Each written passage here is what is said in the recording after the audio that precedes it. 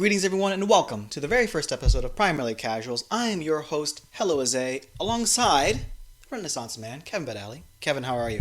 I'm doing pretty well, thanks. Do I look at you? Do I look in the camera? Or do I Well, hit first the you mic? don't hit the mic. That's a good start. I don't know about that, Have you ever heard of Beethoven's, Surprise Symphony? It's just, they play it really low, and then when everyone's about to sleep, they pound him, so it's like that with the mic. Fifth or sixth? Sixth with Pastoral, no. Fifth? You know this more than me. It's been a while, though, since I've actually went through a symphony. I'm disgusted. Don't be judgmental. I'm always judgmental. Not towards me, actually, probably the most. Yep. That's unfortunate. Anyway, so why are we here? So? Why was I kidnapped for this? I was kidnapped. You were kidnapped. At least I was kidnapped, too. To ask you about games. Ask me about games. Yes. Board games? I love board games. Yes, a lot of the games. Yep. We haven't played Snake Oil in a while, either. Snake Oil? We only played that once. Snake Yeah. Oil. We only played that once. We haven't played Battle Lore in forever. Don't get me started on that. We should do a video of us playing Battle Lore and me kicking your ass like every other time. When we listen to Skyrim music in the back and just wait until each turn for 2 hours? I feel pretty epic. He Oh, doesn't. please. So, Kevin, what games have you been playing recently?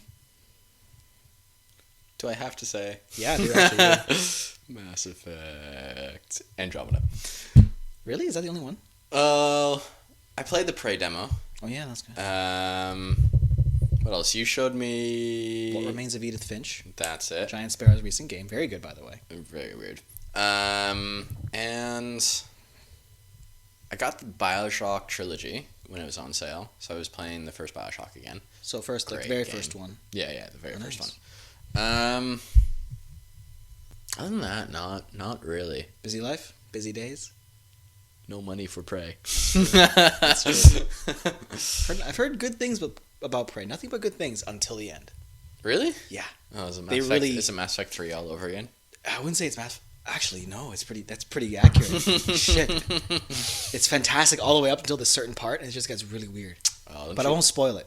So it's like Interstellar. It's like Interstellar's like this really, relatively coherent story, and then near the end it just gets all crazy and metaphysical and and all that. The thing about Interstellar is Interstellar, great movie by the way. It was acceptable towards the end, though. You can still accept it. It's okay, That's fair. fine. It's like, Yeah. okay, whatever. But for Prey, there was a definite drop in. So what you're saying Player is don't attention. wait until it's on sale for like $25 or $40, which will probably be in a year or two. $25, $40 Canadian? Yeah, good luck. More like $50, $60 Canadian, you mean? They're really waiting out then. So if you'd like to help me get Prey, go support my GoFundMe page at getkevinprey/GoFundMe. Is that the other way around? GoFundMe/GetKevinPrey. That sounds Stalkerish? never mind. Yeah, Creepy? just a bit. Let's not do that. Let's set up that page. Okay, so let's talk a little about Mass Effect, because that was a very we big have title. to? We have to. All right. This is long delayed. We know that. You know that. We both know Sadly. that. Okay. So I wanted to talk about just a little bit about Mass Effect Andromeda, but before we get down to the nitty-gritty stuff, let's talk about what we know about the game itself and the series as a whole. Okay, I'm well aware you're a fan of the series, Kev, but tell me anyway. Tell the audience what and how much of the Mass Effect series have you played so far? Okay, well, I've played the original trilogy. Mm-hmm. Oh my god, I actually say that with Mass Effect now. It feels so much like Star Wars. Oh my god, it's following the same pattern original as Star trilogy. Wars too. So yeah, I've played the trilogy about a bunch of different times. Mm-hmm. I've beat each and every game on Insanity. Mass Effect 1, Adept, Insanity. Apparently that's pretty hard to do, but That's yeah, probably. it was fun. I played each game individually, and then when I played Mass Effect 3 individually and beat it, I went back, started a new character to play through Mass Effect 1, 2, and 3. And I got that way until midway through 3, then I stopped playing for a bit, then I wanted to relive the experience, and I went back, created another new character, all on Insanity for Mass Effect 1, 2, and 3, and I got through 3 because I wanted to play the extended ending, and I never did. So then I went back to, in preparation for Andromeda, start another Mass Effect character to go from 1, 2, 3, and I got halfway through 1. Wait. Did you even finish 3 at this point? I finished 3 the first playthrough, but I wanted to do another playthrough with the extended cut, or the extended, cut at the end, but I just didn't have time. I wonder why. Maybe between all the other characters started. I like to have a continuity to my characters, okay? The continuity was an hour and a half each. Probably at most. Hey, It's like watching the Lord of the Rings extended edition. Okay, you want to watch. All For you, three it's like of they never them. made a damn Shire at this rate. Jesus Christ. You want to experience it in its entirety. You experienced the Shire in its entirety. That's what you did. When I go to New Zealand, I will experience it even more. Oh, God. Speaking of which, when are we going to New Zealand? Do I look like I have money to go to New Zealand at the moment? Hey, we were playing this at remember we went into that travel agency at in grade 10 and we're just like, so 12 at least. Was it 12? Was it went in there grade 10 planning to go after grade 12 or did we go in We weren't grade that great 12? friends in grade 10 yet. Were we grade 12? We weren't great friends in grade 10 yet. Oh yeah, he was a dick to me. No, not really. You were weird, man. How was I weird? I was putting together a Star Wars fan film. You remember that? You had a fanny pack the first time I met you in the Chicago or Washington trip. Oh yeah, I do remember. You jumped at us. I was like, who the heck? I remember that. And I remember when we were was it in Chicago? No, it was in Washington? No, not even Washington. Vienna? We were in Vienna. Evan ran away. I had to tie my shoe and then I got Evan to hold my bag. Then he started running away with it while I was mid-tying my shoe. Then I started chasing after him and I couldn't catch him because I was too slow. So I was this close to yelling thief.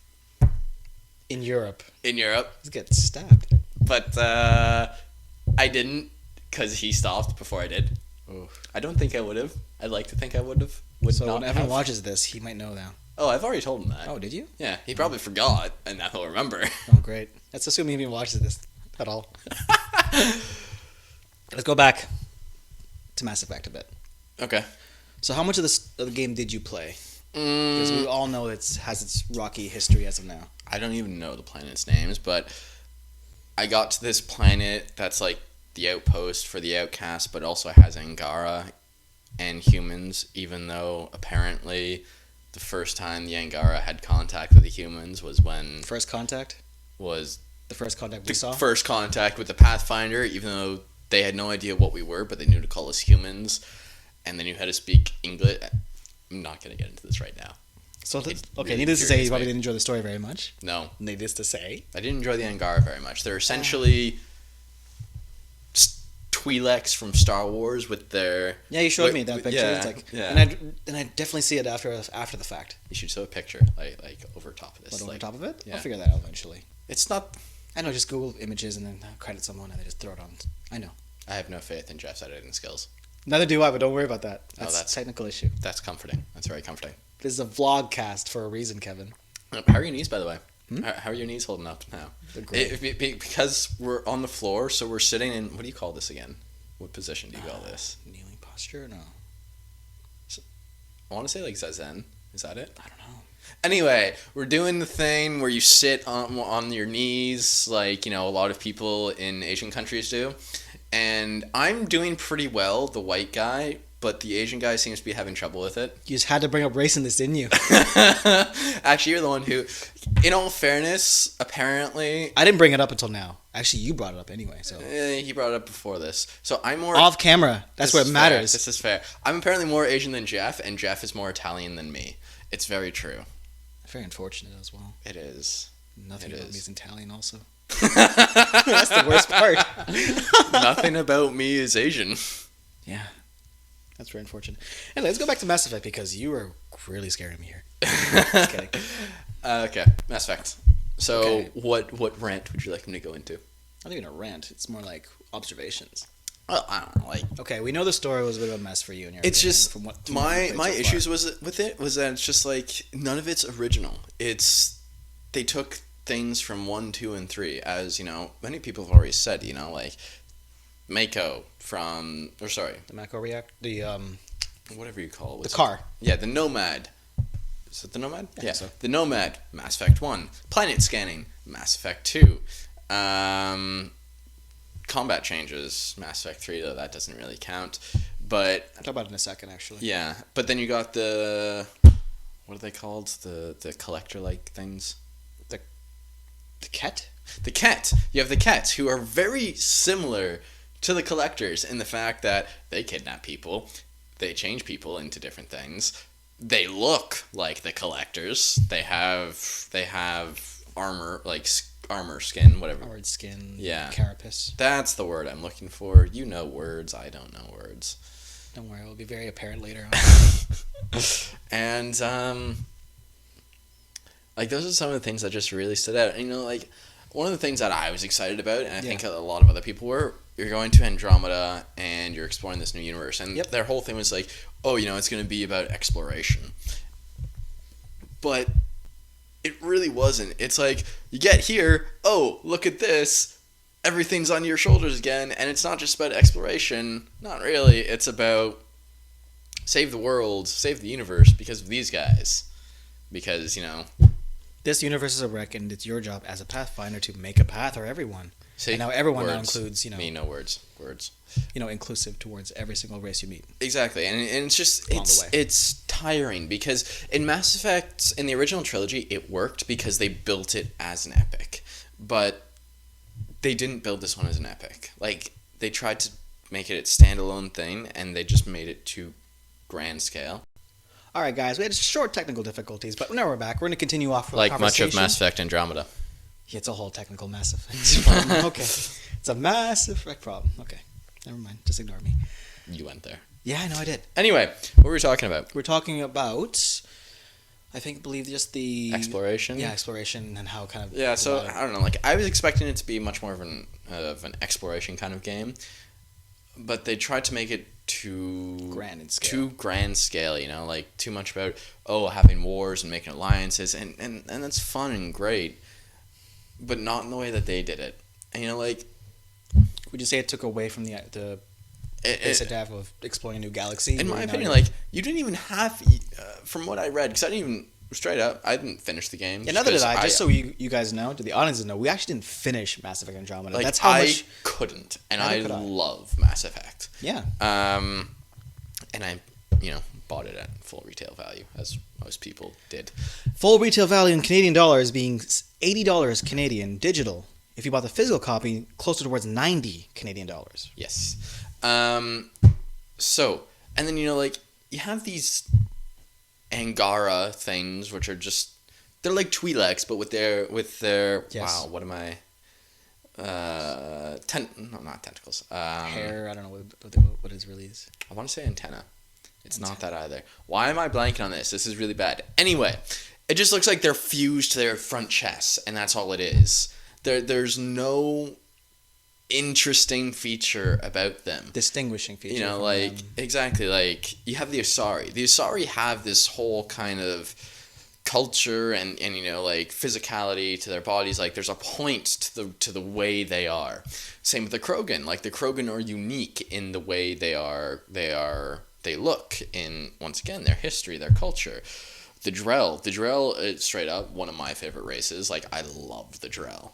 The Geth were super interesting. You know, it goes on and like super AI race. Even the Hanar and you know, the Volus.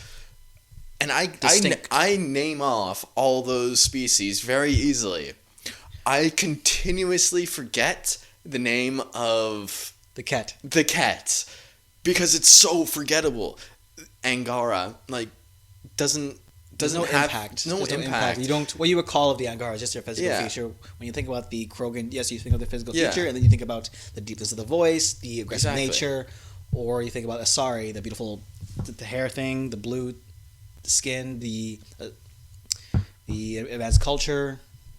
Exactly. Like, those things come to mind immediately. Angara, all I know is displaced refugee. Yeah, and that's the other thing that I hate is that, you know, for the original trilogy, there was so much history and lore that you could learn about it, and they put the time and they put the effort in to make it feel like, you know, it's this big universe. But Andromeda fell into what I like to call the anime trap, and that is, your main character has amnesia, so you don't really know their backstory. You don't necessarily need to explain the backstory, but, you know, in anime they at least do explain their backstory eventually, if it's good. Mass Effect Andromeda takes that to a whole another level. Instead of giving one character amnesia, the entire culture, the entire race has amnesia because... whole civilization was lost thanks to some war of the Ket. Exactly. And so it's no like, one remembers anything. We don't know any of our history. We only know it by, like, some odd whatever. We only know small bits Oral to make tradition? it sound like we have a culture and a history when we really don't, because the people who wrote us don't know what our fucking culture is. Excuse my language. Excuse my French. Excuse your enthusiasm towards how much your disdain of Because lack of because originality and for culture me in for this. me story and and the backstory and what makes, if I'm gonna spend $90 to and spend a lot of time as well. and spend a crap ton of time, I don't want my time to be wasted, and I want to be engulfed in this world. And I tried really, really, really hard to get engulfed into Andromeda, and I couldn't do it. Like it all felt so fake. It was So the story broke immersion eventually for you. it was disappointing, and it's a game that should have been delayed to work everything out. Well, there are probably other reasons for that, and I've read plenty of other reasons. That's fair. Mostly about hitting the financial quarter. The EA wanted to see those returns in the end of the year. Yeah, this game definitely could have benefited from at least like maybe 3, 4, 5 months. Yeah, and like even I was a little hesitant about the game getting so much flack for its animation, just because I don't want that to be the driving factor for a lot of hate that a game gets.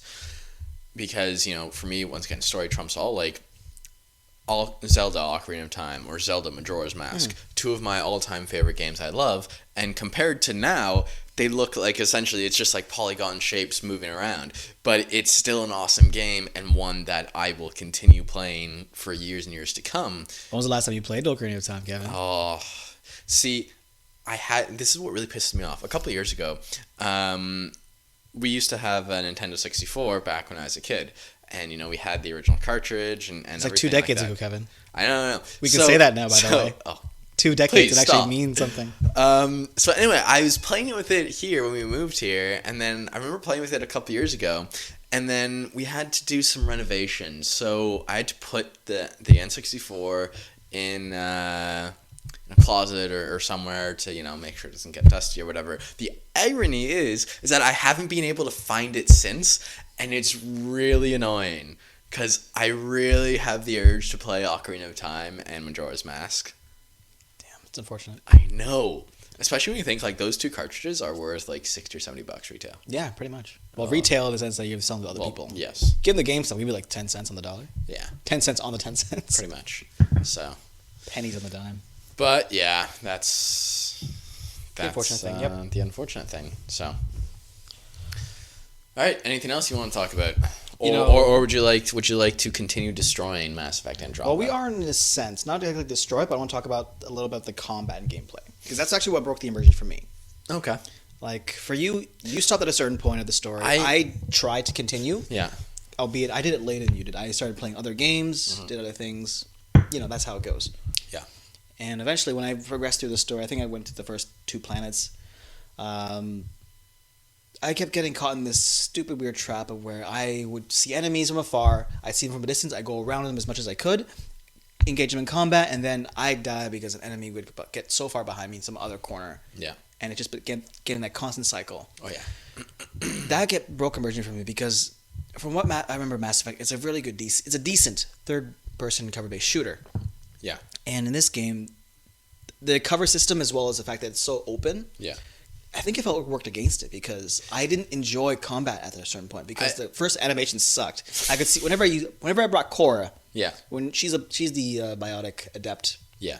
Combination, whatever. Whenever she charged an enemy, you suddenly see her teleport from one place to another, and she still has her fist in the guy's face, and she falls down from some ledge, and like, where is the animation sequence in this? Where is the transition scene? Where's the transition animation in this? Her face, she's literally falling down with her fist, straight down, after a cliff. It's like, what the fuck? Pretend you're falling at least. And I kept dying to the stupidest things just because of getting flanked in the worst way. Yeah. Like, in a old Mass Effect 3, I could see the enemies coming a little bit at least because I know, like, okay, this area is condensed. This is a small shootout. I can definitely know where I can. It was cover based, but you could still be surrounded and flanked very easily. This is just now too much open space, and I cannot see where enemies are shooting me from. They have much better accuracy than I do. It essentially goes from like some people might disagree with me on this, but Mass Effect 1, 2, and 3 was very tactical and methodical in the way that you progress through combat. Well, even then, by the time 3 came in, it was still very much action-based. Well, yes, but, it's like, Starting out, it was not you like get into cover, and then as you beat more enemies, like as you beat more waves, it's like you slowly move up and get better vantage point, better cover. It's a progression. But in Andromeda, it's very much like it's an open brawl. It's the Wild West, essentially, which is it's what they the vision of the game. The vision of the game. It is an open environment. But they I don't know. Like, there were points when I enjoyed the combat, and there were points when I didn't. Granted, I didn't like the combat tree for me was very. I don't know. I didn't get it, or I didn't like feel as invested into it as much as previous games. Like, I understood bits of it, but even still, it was just a little eh. So I went online and I just looked at some builds that other people came up with, and that's what I did. And I built this like stealth shotgun sniper guy, and like I was able to kill my enemies a lot easier because it all worked together. Sure, but it's like I felt very hesitant in putting my points into anything because it felt way too overwhelming. And that's, I think, something I have an issue with. So, yeah. So those are my issues with Mass Effect. So the gameplay, Andromeda, at least. Yeah.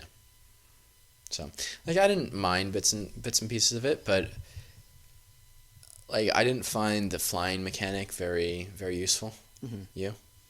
The sort of like the hover, the jetpack? Yeah, the hover, and then you shoot. No, we were... What's the point of that? We were just pretty much out of cover and getting fired at from every angle. Exactly, so... That doesn't really help. I mean, it helped traversal. That was certainly fun in that sense. Yeah. But apart from that, not really. Even still. They did change the original engine. They always used the Unreal Engine at first for the first 3 games. They changed to the proprietary engine from EA, the Frostbite engine for this game. So you can see it showing in a sense that they had to rebuild everything from scratch, and what came out was either really hit or miss. Yeah, definitely. Like, for me personally, it was a miss. I would not enjoy the combat, and that would eventually broke my like especially the blocking. Like I tried to get in. Like I'd be into it at some point, but then like I'd be like, move, like do what you're supposed to do, but it's not. So anyway. Yep. All right, so I think that's all I have to say for Mass Effect Andromeda. Yeah, that's fair. Alright, so we're going to continue just a little bit more as Mass Effect. I know we're pretty much beating the dead horse at this point, but still. I was beating a dead horse. Table. Table, not horse. Please, do not get your nouns wrong, Kevin. What's a noun? Anyway, we're going to talk just a little bit more Mass Effect. I know. Alright. Just a bit more, not too much.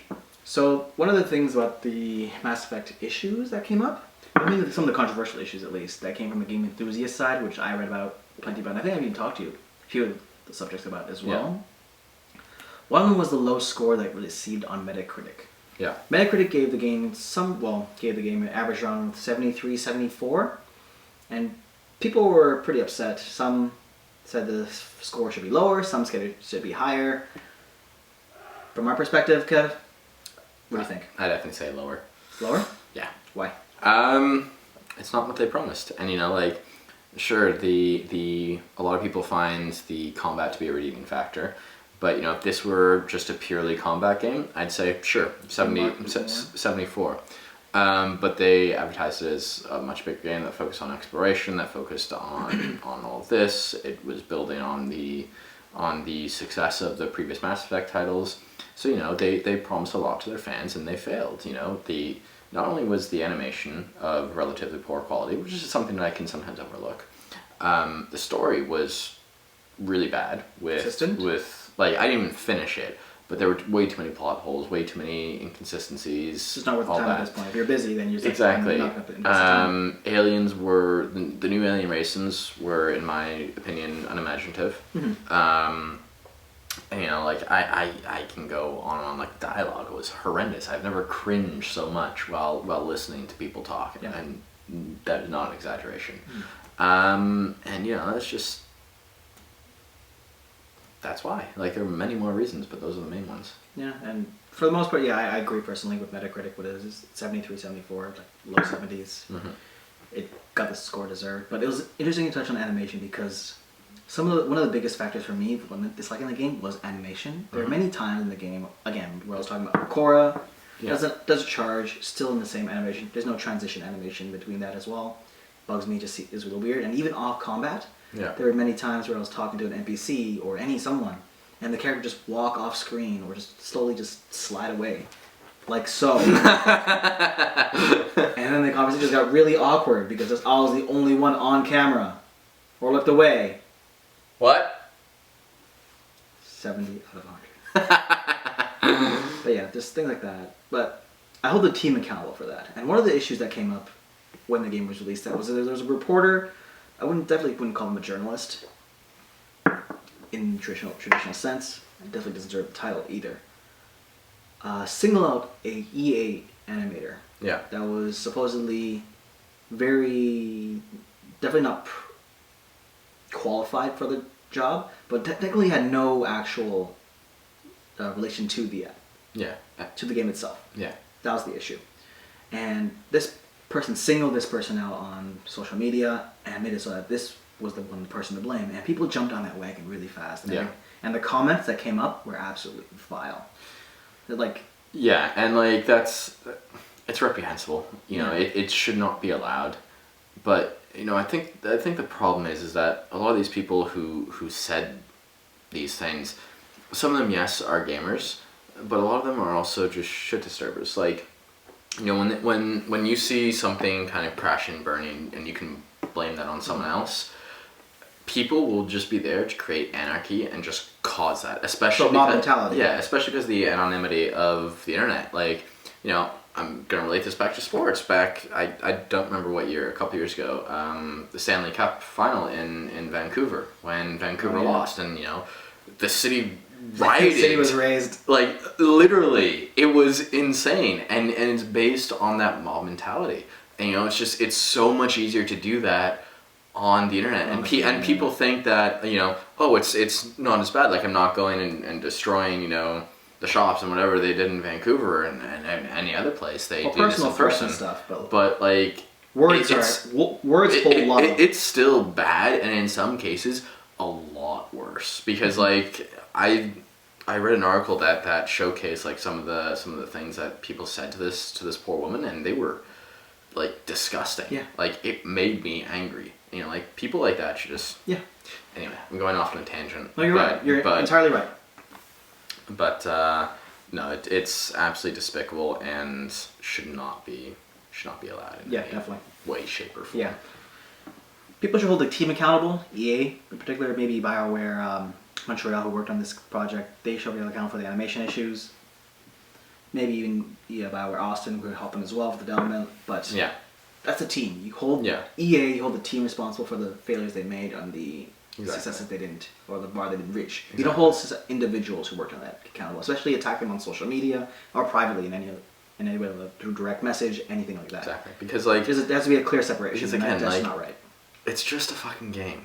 At the end of the day, it truly is just a fucking game, like, guys. It's calm down. You know, like, sure, we can be pissed off, but not to the point where you're literally threatening someone with things one person who was part of the cog, with things that should never be repeated ever again. Yeah. Okay, now I'm gonna use this as a segue forward to our last little sort of topic on Mass Effect. Is, do you believe that EA made us pay for an early access title? Yes. Very because this title was clearly unpolished, unfinished in so many ways. Yeah. And many of us paid full price, like the full $80 Canadian for this price, for this game. And clearly we were left unhappy. Anyone else who paid like $60 USD, whatever, or even more for the collector's editions. Yeah. No, it's unacceptable. Yeah. That's basically the same thought. Like, this was an issue for people. Like, we paid full price for a game that was unfinished, and that should not be the norm. Yep.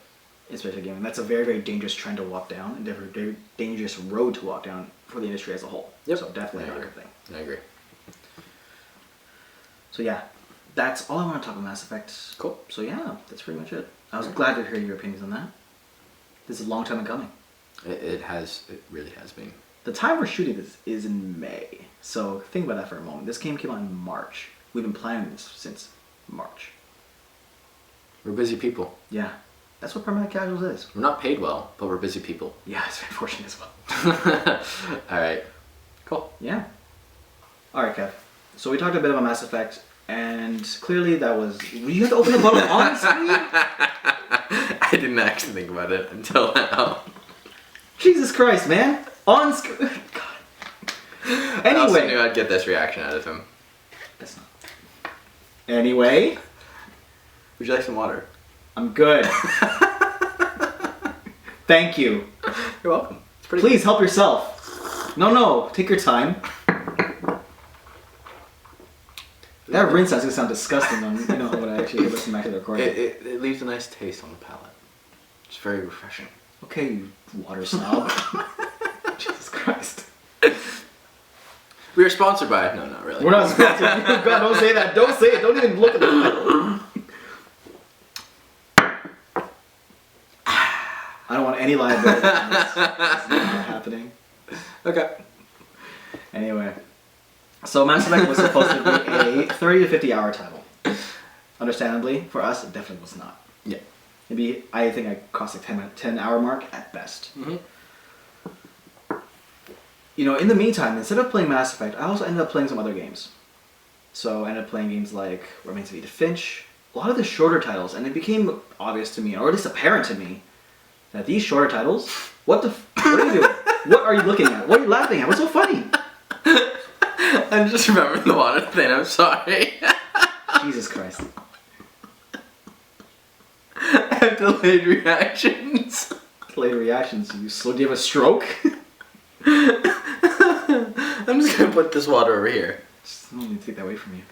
Christ. Good lord. Yeah, shorter titles. Shorter experiences.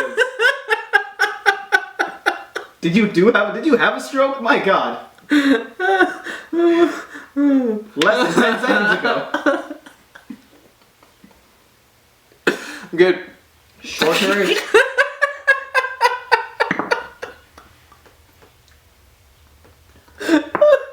Ladies and gentlemen, I am helloazae. This is Kevin. Renaissance man. If you can't keep yourself composed. Yep, I'm good. Lack of composure. Careful, the gut might start exploding. I'm just gonna. I'll be a little more professional, composed. Yep. Articulate. Very, very. Probably more than me at least. I like to think so. Yeah. Shorter experiences, Kevin. Yes. So we've been playing these games that have been supposedly 30 to 50 hours. Yeah. Recently I've been playing other games instead that are like more close to 3 to 5 hours. And comparatively, I've actually gotten more enjoyment out of those games than I have out of Mass Effect. Well, yeah, that's understandable. Like, it's, you can almost compare TV shows to movies. Mm-hmm. Shorter experience,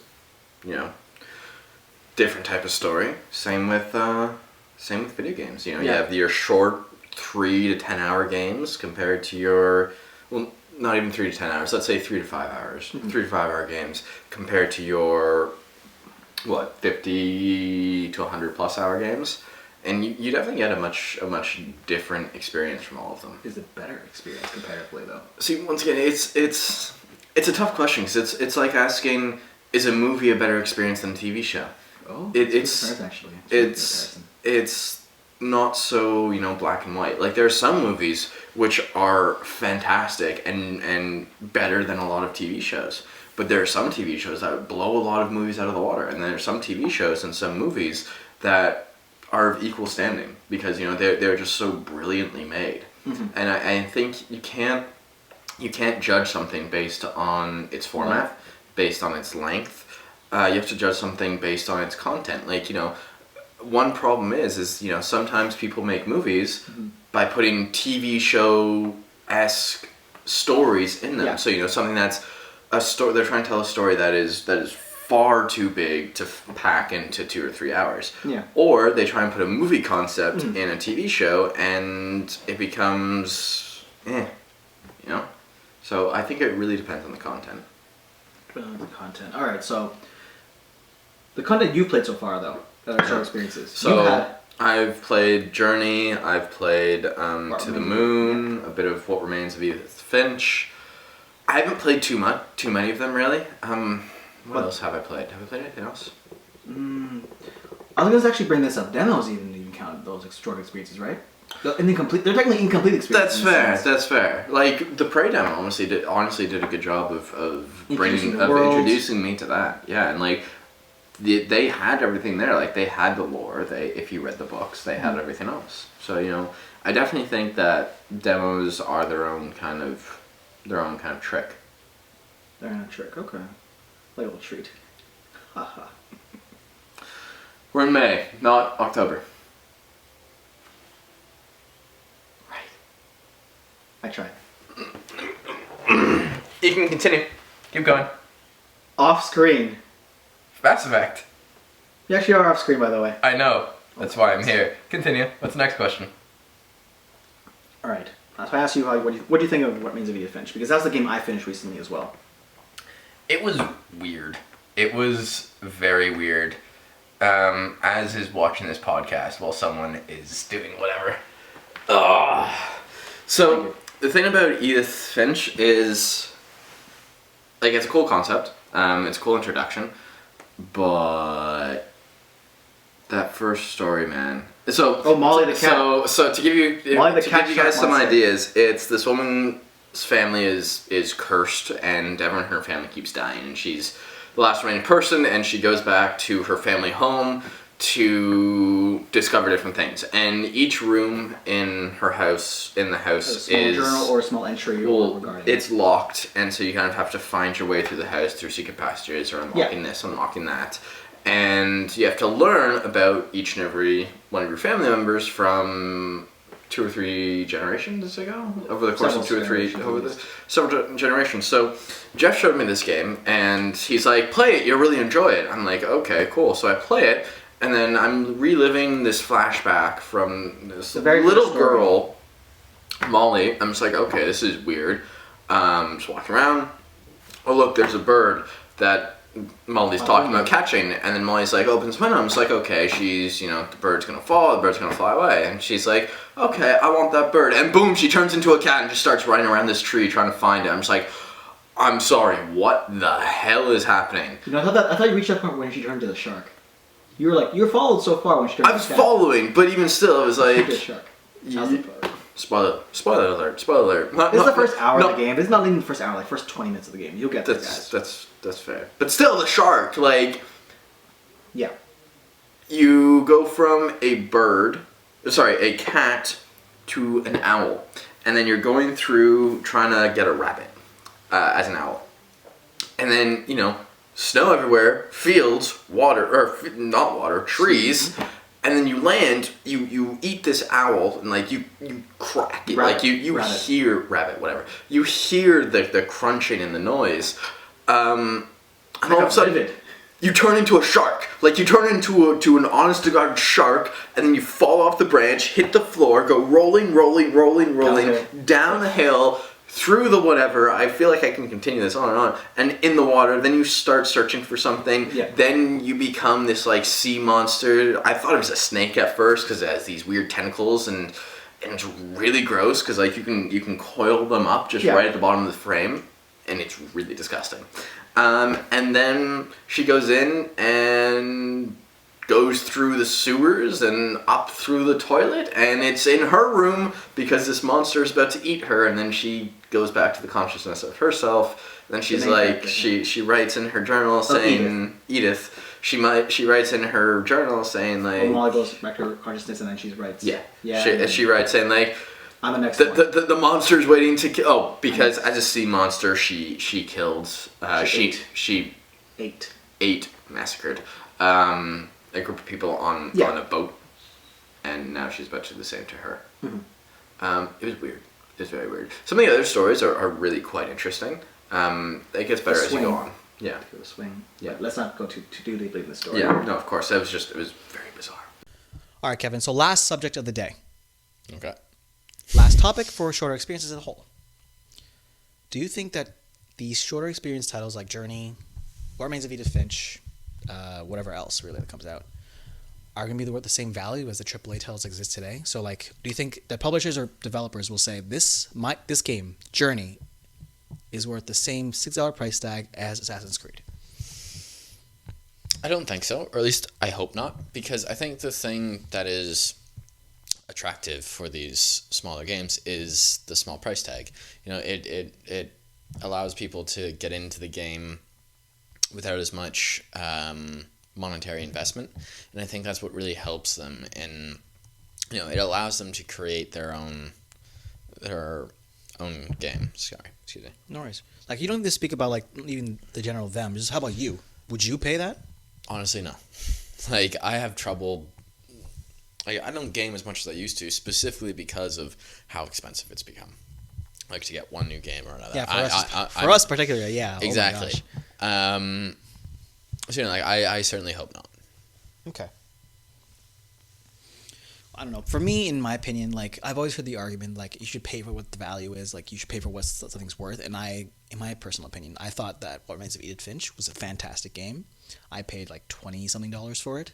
I will happily pay $35, $40 for it because it was a worthwhile title. I want to show that support to the developer who wants to know that this game was worth the value. So they can, and in turn, so they can make better product later on. That's fair, but I'm going to take it back to an analogy I've been using this entire time, and probably will. For those of you who don't know, I do film, which is why I'm continuously go back to this analogy. And that's also why I call him the Renaissance man. This man lives a life unbelievable to just the average person. I wouldn't go that far. Learns Japanese, tea ceremonies on the side. I do not do tea ceremonies. What was the first thing? Direct movies? I do that. You direct movies. You learn Japanese on the side. I attempt to, but have failed every single time. Don't worry about that part. You dance professionally. Not professionally. Pretty professionally. No. Close enough. Amateur. Amateur. Not even. It's like a hobby. It's a hobby. It's a hobby. Yes. Very good dancer, though. Thank you. I appreciate that. But yeah. So going back to this analogy, it's... Seriously, I have something stuck in my throat. I apologize. Please feel to drag your cup around the thing one more time. I want to remind you, that's your cup, your coaster, and your table you have to worry about. Anyway. Go on. Oh, the first sip of water he's taken this entire time. Third, actually. What the hell? Seriously. Note to self, never eat before a podcast. I'm fine, by the way. Movies, when movies come out on Blu-rays, DVDs, or whatever, they're generally around the $20 to $30 mark, unless there's some like special collector's edition, then they're more expensive. But like with TV shows, when TV shows get released on Blu-ray, DVD, they're more up there. They're in the $60 to $80 range. So again, like, we were talking about the value. We were just talking now about the value, pay for the value, but you're paying only $20 or $25 for a movie that could be far better than a TV show that's costing you $60. And the reason for that is, well, there are many reasons for that, but the simplest one that you can tune into is, one is 3 hours, one can be anywhere from a 10 episode 1 hour per episode to a 22 episode with 44 minutes per episode. So you're paying for the length to simplify it immensely. It's the same with this. Like, these games are a lot shorter, so I don't think they should be any more expensive than they already are. Okay, that's a good argument. I would buy that. I'm glad to hear. Yeah. All right, Kev. So that's actually all the things I have to talk about today. But let's finish off today with just some game releases. I know. What we'll finish off with. Jesus Christ. Here we go again. Okay, how about you this time? You top me off at least too. Slowly? Really? You have a bartending license too, don't you? That I never used. Yeah, no wonder. Anyway, so we're gonna finish the podcast off with some titles. I think from a game enthusiast perspective that you'll probably enjoy coming up. Okay. So in terms of shorter experiences, not too much. Not that I've looked at too. Rhyme, as you saw earlier, the reviews coming out for aren't too high, too great, but maybe when it comes to discount, maybe. Yeah. Sort of like those like Journey-esque kind of experiences, not quite. But in terms of like full-on AAA releases, in August we have Middle-earth: Shadow of War. So the follow-up to Middle-earth: Shadow of Mordor. quality Still, titles. I'm still like halfway through that, a quarter through that game. Yeah, I played most of it on PS3. It was really fun. Oh, it's from what I played, it's super fun. The scope is better. The fortune. There's a recent hands-on experience with some journalists, game reviewers, whatever. Looking what they said, look what they think. The fortress scaling and everything, it's everything you want, and like that kind of like, I want to be that overlord, powerful individual. I do want to be an overlord. Literally. Commanding an army. Literally and just, metaphorically. Figuratively. Yep. He'll be my right hand. He'll be my right hand. I'm pretty sure he doesn't even know his right from left, so we'll figure that out later. You're my right? Jesus Christ. Actually, hold on. Yeah, no, that doesn't work. Continue. Shadow of War come on August, so that's the one to pay attention to. Mm-hmm. What we should play, in September, is Destiny 2, although you seem kind of reluctant. Oh, I'm not sold on it yet. All right.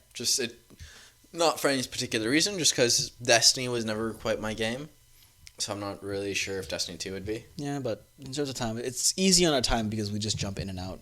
That's much fair. simpler than saying whatever other game. Yeah, that's fair. Compared to The Division, which I wish I played during because I didn't have a PS4 then. I would have played with you and Ivan at the time. So my friend and I, we got Division, we were playing it, and we got another friend on board, and I told Jeff to get it, but he's like, whatever. Money, time. So then Division, you kind of have to, you can only really enjoy it, in my opinion, when you're playing with other friends. So anyway, 4 or 6 months later, I had a text message from Jeff being like, Kevin, I'm on Division, come play with me, no one's playing with me. Yeah, no kidding, shut up. He was so disappointed, and he felt so bad because he was enjoying the game too. I did have fun with the game, but yeah, it's one of those games you really do need to play with other people. It's just, it gets boring. Yeah. Otherwise. But yeah, that's coming on in September. Cool. And last up for you is November. Mm-hmm. Yes. What is that? What's coming on November, Kevin? Do you really have to ask? Yeah. Do you really have to ask? I know, but tell me anyway. I'm trying to think. No, you're getting off camera. You're getting off screen. It's going to fall. Oh. Hey! I'm just pulling that out because it's random. Poor product placement. It's the first Star Wars memorabilia that I haven't played. I have more over around here. But anyway, yes, I do have The Force Awakens because why not? Battlefront 2. Excited for that? Battlefront Yeah, 2. 2 for the second time. Yeah. Yeah, you're right. Yeah. Oh my god, that's weird. It really is. Yeah, we're looking forward to that during November, right? Yeah. So yeah, there's no Red Dead Redemption 2 this year either. It's been delayed. I was looking forward to what Rocksteady was going to do with that title. We'll see. All right, Kevin. That is officially the end of our podcast. Are you sure? Yeah, it is actually this time. Positive. Yep, for sure. Okay. Oh my god, come on! Jesus. All right, guys, so just last closing thoughts. If you're wondering how often we'll be producing our primarily casual conversations, we'll be releasing a video at the end of every month on Tuesday. And in time, we'll be planning to do more videos, cover more subjects, etc. Probably increase our production value later on. More water. Much further down the road. But for now, this is our start, and we're just going to start doing it casually. It's actually tequila. So join us next time for our next discussion on Primarily Casuals. I am your host, helloazae, and this is the Renaissance man himself, Kevin Badali. Hope you all enjoyed it. Yep, if you enjoy our content, please like, comment, and subscribe. Feel free to suggest other subjects or things you'd like to hear about from us in the future. So, lastly, and but not least, cheers, guys. Take care, and have a great one. See ya.